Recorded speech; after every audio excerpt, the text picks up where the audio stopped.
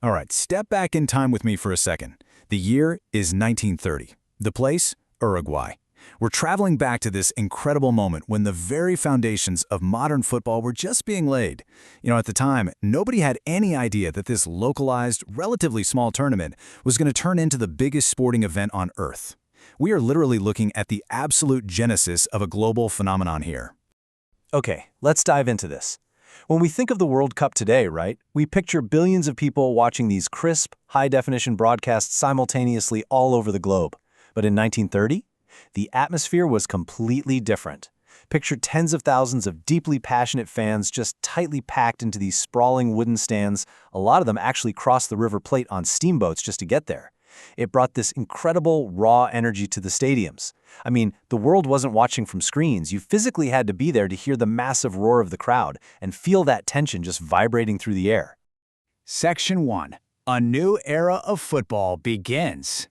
So this was the exact moment the sporting landscape changed forever. The very first whistle blew on a matchup between France and Mexico. And just imagine the anticipation in that stadium, because there was absolutely no precedent for this. And remember, this was a completely different game back then. We're talking about heavy, laced leather balls that absorbed water and felt like literal concrete, incredibly physical tackles with zero yellow or red cards to keep things in check, and absolutely no substitutions. I mean, players even wore berets on the pitch. Every single pass, every aggressive challenge, it was all forging brand new ground. And just minutes into that brutal first match, we get a monumental milestone. French player Lucien Laurent sent that heavy leather ball right into the net. Bam! With that single strike, the first goal in World Cup history was scored. Now, France would go on to win the match definitively 4-1.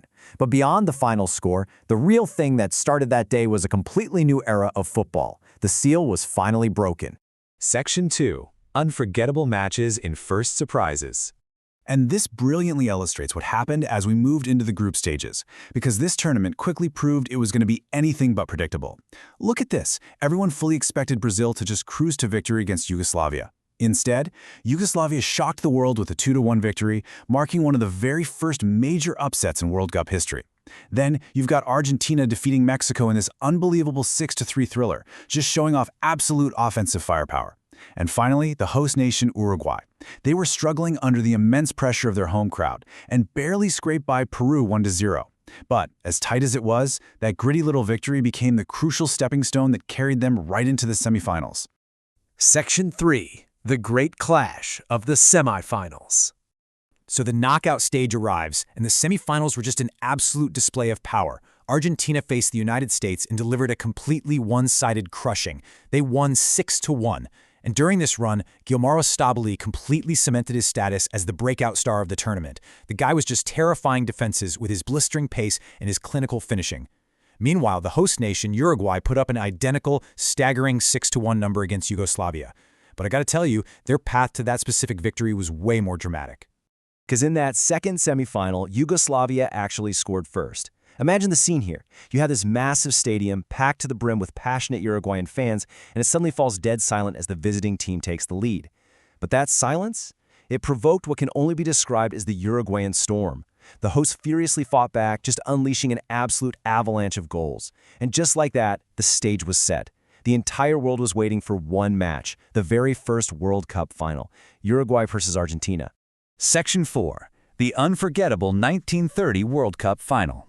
July 30th, 1930. This is the ultimate showdown. The atmosphere was so incredibly tense that the referee famously demanded a boat be ready at the harbor just in case he needed to escape the country. Seriously. The two teams couldn't even agree on which ball to use, so FIFA had to step in and rule that Argentina would provide the ball for the first half and Uruguay for the second. And man, it showed. In the 12th minute, Argentina strikes first. Now, Uruguay's Pablo Dorado quickly equalized, which made the crowd absolutely explode. But Argentina's Guillermo Stabile struck again with his familiar ball to take a 2-1 lead going into the break. So the crucial point is what happened next. Behind closed doors during halftime, trailing by a goal with the weight of the entire nation on their shoulders, this really powerful sentiment echoed around the Uruguayan locker room. We will write history on our own soil. It was just a statement of pure, unfiltered determination. They absolutely refused to let the first ever World Cup slip away from them in their own home. And when Uruguay stepped back onto that pitch for the second half, now playing with their chosen ball, mind you, they looked like a completely different team. First, Pedro Sea nets this beautiful equalizer. Then Santos Ugarte blasts the ball in, giving Uruguay a 3-2 lead. You could literally see Argentina's resistance beginning to collapse under this relentless pressure. And finally, Hector Castro, who, by the way, was a legendary player competing despite having accidentally amputated his right forearm with an electric saw as a teenager, which is just wild, he delivers the final blow, 4-2. Against all odds, Uruguay had actually done it. Section 5. Football's Future. Cultural Legacy. On that historic day, Uruguay became the first World Cup champion in the history of football.